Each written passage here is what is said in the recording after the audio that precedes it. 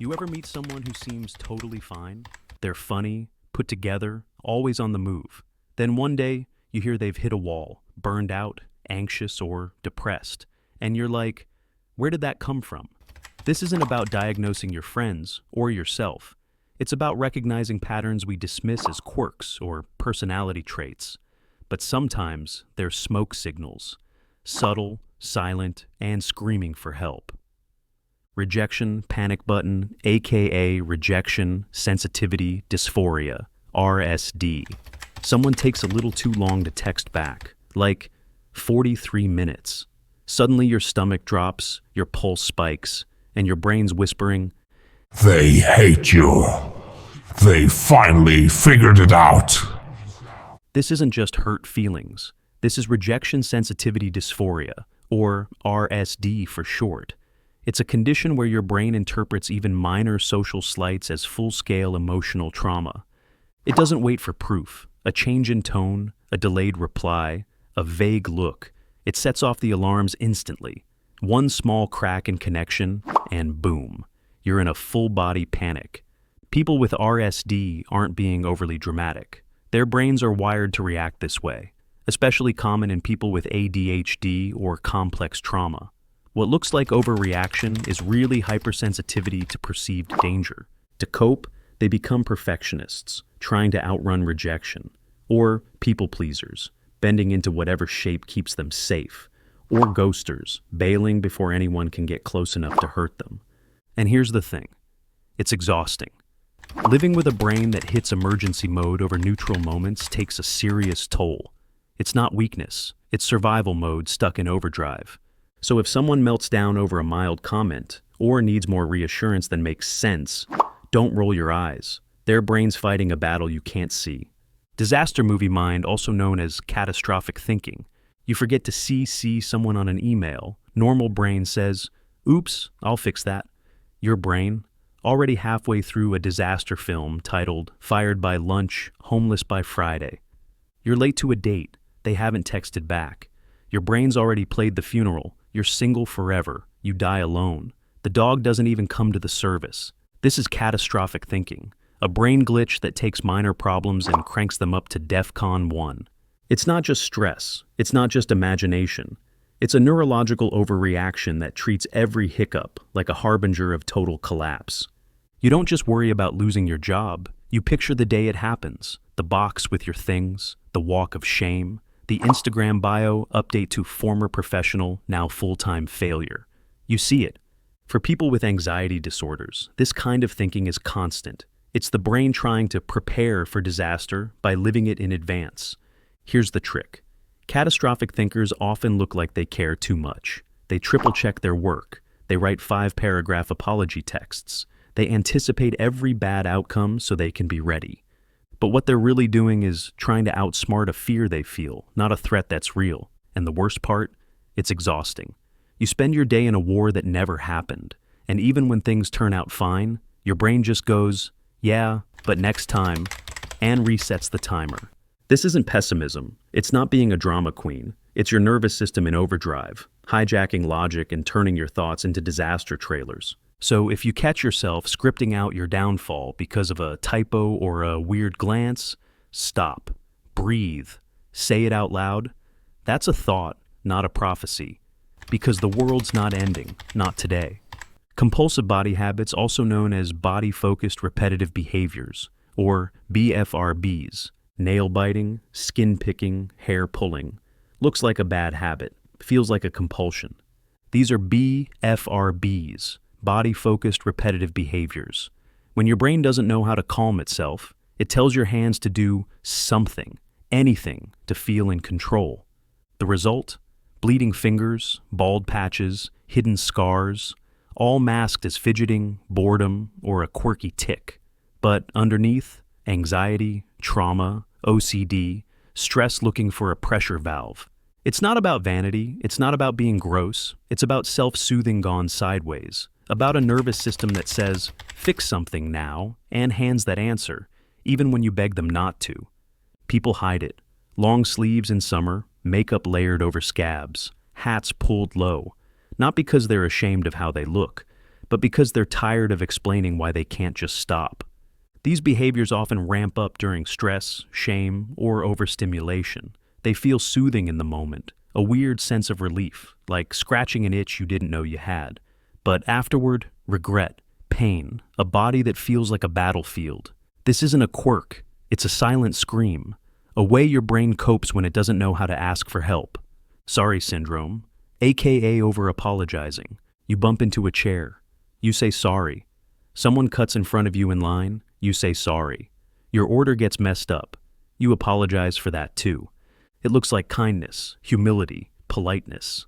But chronic apologizing isn't always about being nice. Sometimes it's about being afraid to take up space, afraid to be seen as difficult, afraid that the smallest misstep will make people leave, judge you, or get angry. This is the voice of someone who learned early on that being liked was the safest path, that being invisible was the best defense, that if you apologize first, maybe no one else would hurt you. It's often rooted in trauma, in growing up around volatility or criticism, where apologies were a survival skill. Keep everyone happy or brace for the worst. The problem? That survival skill sticks, even when you're safe, even when there's nothing to apologize for. And it chips away at your confidence, your boundaries, your sense of worth. You shrink yourself until sorry becomes a reflex, not a choice. It's not a flaw, it's a defense. But over time, it turns into a cage, one that says, don't be too much, don't be a burden, don't take up space. But here's the truth. You're allowed to exist without apologizing for it. You don't owe the world an "I'm sorry" just for breathing. The reassurance trap, also known as excessive reassurance seeking. You ask, are we okay? They say yes. Sweet relief, like a cool breeze after a panic attack in a sauna. But then, 5 minutes later, wait, were they just being polite? Are we actually okay? Or were they fake okay? And now you're back in the group chat, like it's a courtroom cross-examination. Welcome to the reassurance trap. The mental hamster wheel, where your anxiety demands answers it doesn't even trust. You don't just ask once. You ask 3 different ways, spaced out over time, like a psychological boomerang. Are you mad? Did I do something wrong? You sure everything's chill? You're not trying to be annoying. You're trying to survive a brain that screams, I need certainty, or I will combust. And here's the kicker.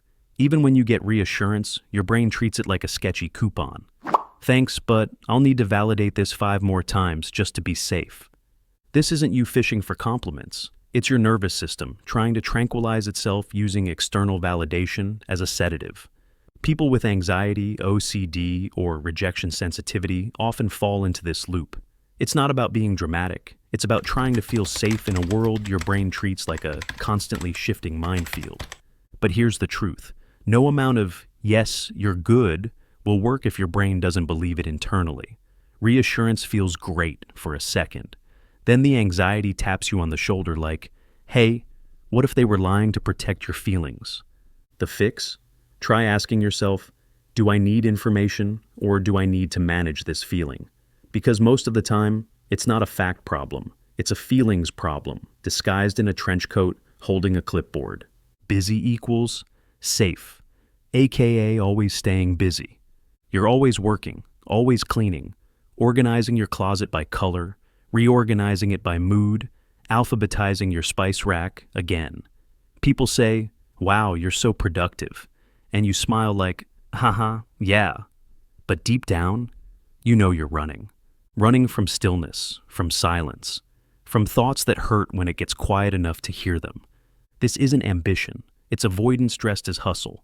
Always staying busy is one of the most praised coping mechanisms out there. You get gold stars for it.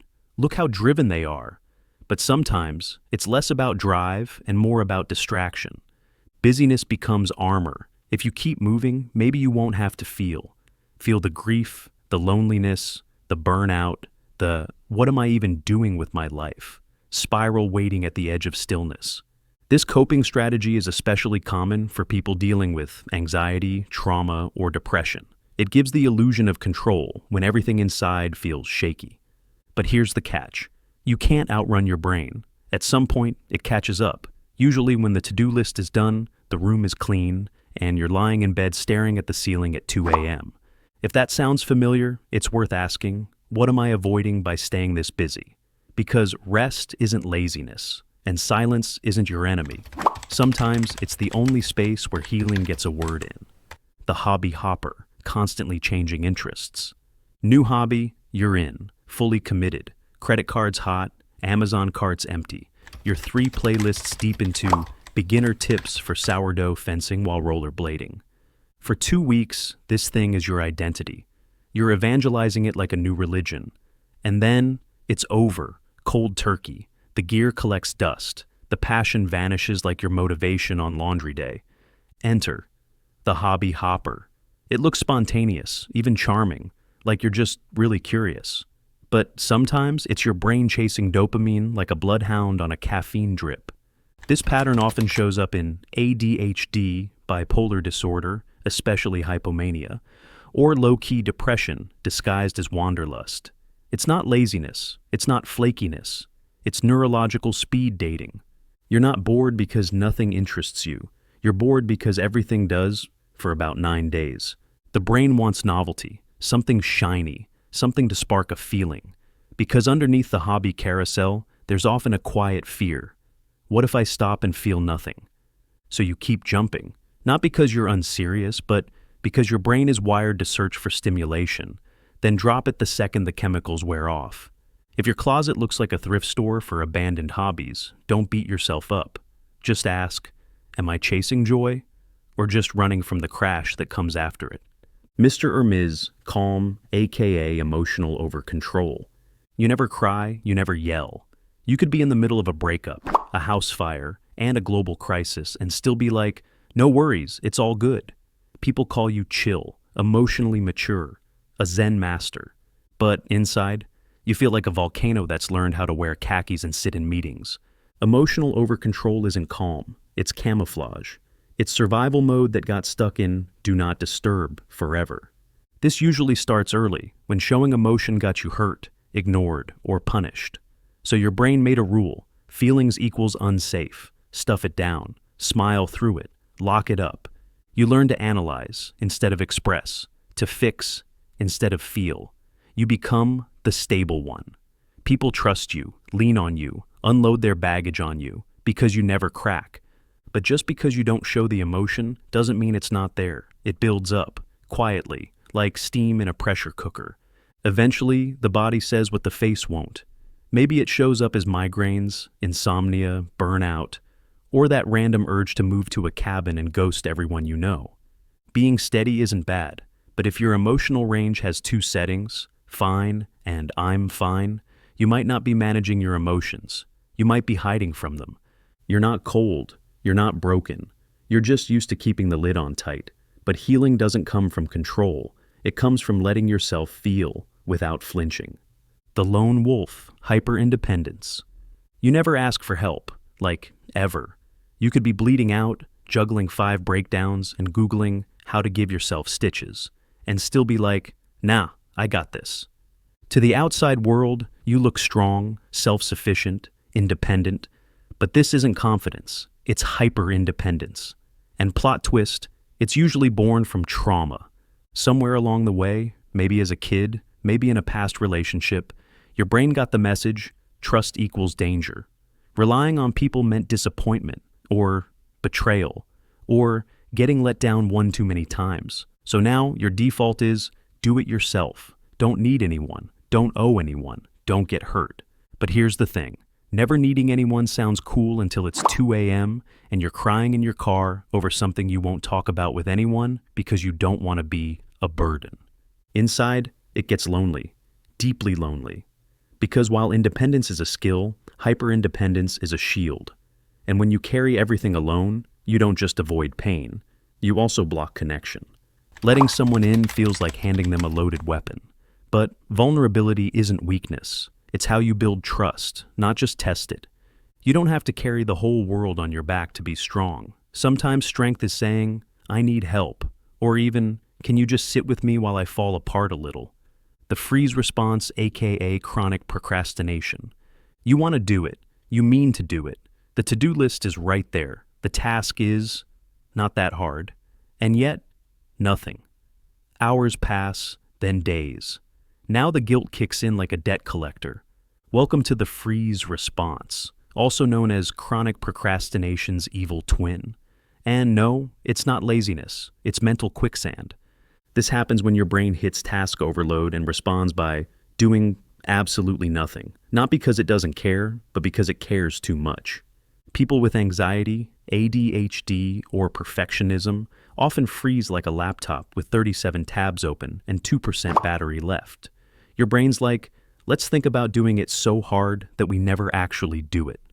It's not that you don't want to finish the thing. It's that your brain has decided the stakes are suddenly life or death. If it's not perfect, it's a failure. If you start wrong, you'll ruin everything. If you finish, well, now it'll be judged. So instead of risking all that, your brain hits pause, not productive pause, paralyzed pause, which feels like being trapped in your own mind with a clock ticking louder every second. And the kicker, the longer you wait, the scarier the task gets. Now it's not just a form to fill out. It's a symbol of your entire self-worth. But here's the reframe. Procrastination isn't a flaw. It's a nervous system in overload mode, trying to protect you from failure by avoiding the thing completely. The fix isn't discipline, it's compassion. Baby steps, permission to do it badly. Sometimes the bravest thing isn't finishing the task, it's just starting it, even when your brain screams, not yet. Fantasy refuge, also known as excessive daydreaming. You imagine stories in your head, full plot lines, dialogues, dramatic showdowns, alternate lives where you're famous, fearless, or finally saying what you really wanted to say during that fight in 2017. And at first, it's fun. It's creative. It's your brain's personal Netflix. No ads, unlimited budget. But then, you're still at the grocery store staring at frozen peas 30 minutes later, because in your mind, you were mid-battle riding a dragon through a breakup you haven't had yet. This is more than zoning out. This is maladaptive daydreaming, when fantasy stops being an outlet and starts becoming an escape hatch. It usually kicks in when reality feels overwhelming. Maybe you're stressed, maybe you're lonely, maybe life's just throwing too much at you and your brain's like, cool, we're gonna dip into this alternate universe for a bit. And hey, sometimes your mind just needs a break. But if you're spending hours inside your head because outside hurts too much, that's not daydreaming. That's emotional first aid, DIY edition. It can stem from trauma, anxiety, or unmet emotional needs, especially when the real world feels unpredictable, and the one in your head is perfectly scripted. The tricky part, the fantasy world feels better. You get to win. You get to connect. You get to control how things go. But the longer you stay there, the harder it is to engage with the messier, imperfect, but real life waiting outside your head. So next time you catch yourself drifting off into an imaginary career as a world-saving astronaut chef, ask, am I recharging or am I running? Either way, the first step back to reality is realizing you're not alone. If your brain saw itself in any of these patterns, you're not alone. You're not weak. You're just human with a system that's trying its best. Drop a comment with the one habit that hit hardest, or the one you never realized had a name. Hit like if you've ever coped in weird ways just to make it through the